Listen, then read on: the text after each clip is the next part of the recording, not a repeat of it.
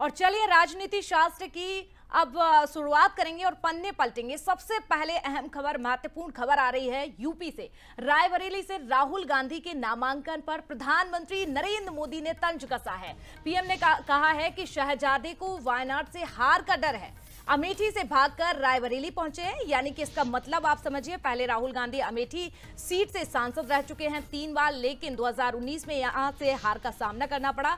इसके बाद पीएम ने तंज कसा है और कहा है कि वे सबको कहते हैं डरो मत, मैं उनसे आज कहता हूं कि डरो मत। पश्चिम बंगाल के वर्धमान दुर्गापुर में प्रधानमंत्री नरेंद्र मोदी ने सभा की और उसी दौरान सभा को संबोधित करते हुए प्रधानमंत्री नरेंद्र मोदी ने ये तंज कसा है। तो क्या कुछ कहा है, किस तरह से उन्होंने कहा है कि डरो मत, एक बार आप ये सुनिए।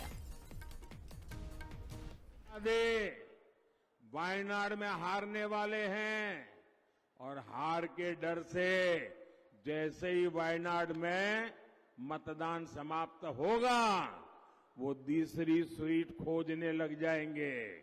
और अब दूसरी सीट पर भी उनके सारे चेले चपाटे कह रहे थे अमेठी आएंगे, अमेठी आएंगे, लेकिन अमेठी से भी इतना डर गए, इतने डर गए, वहां से भागकर अब रायबरेली में खोज रहे हैं रास्ता। ये लोग घूम घूम कर सबको कहते हैं डरो मत।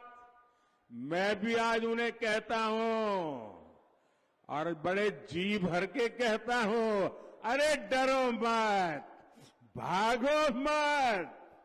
कांग्रेस इस बार पहले से भी कम सीटों पर सिमटने जा रही है।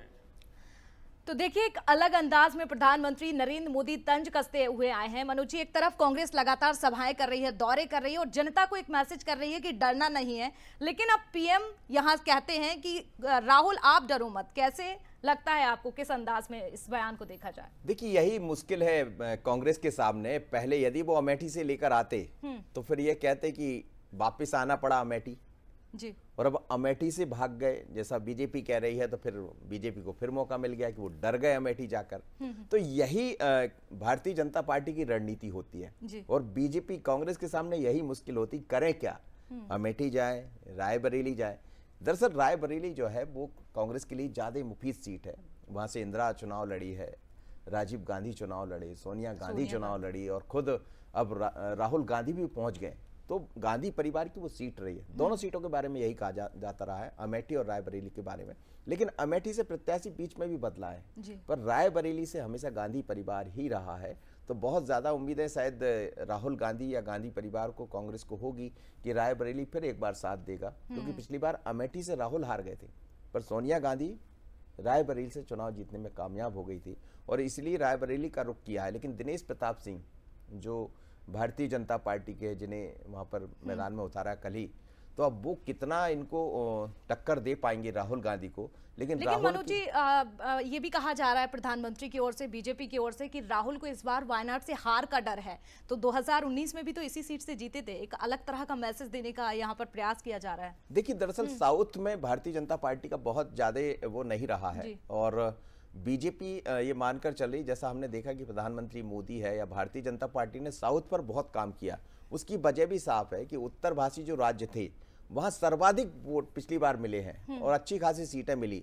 तो कहीं ना कहीं भले बीजेपी ये कह रही कि अब की बार 400 पार, लेकिन जहां आप सब कुछ पा चुके होते हैं तो वहां खोने का थोड़ा सा डर होता है। तो इसलिए साउथ में, पश्चिम बंगाल में बहुत काम किया भारतीय जनता पार्टी ने, तो वो उधर से उम्मीदें कर रही। लेकिन वायनाड भी उन्हीं का गढ़ रहा है। वायनाड तो वो है जहां से आप देखिए कि राहुल गांधी चुनाव दूसरी बार जीत गए। पहले उनको हटाया गया, बाद में कितना बवाल मचा कि उनकी निरस्त कर दी गई थी सुप्रीम कोर्ट से, फिर ये कहा गया तो वायनाड वो वापस चले गए।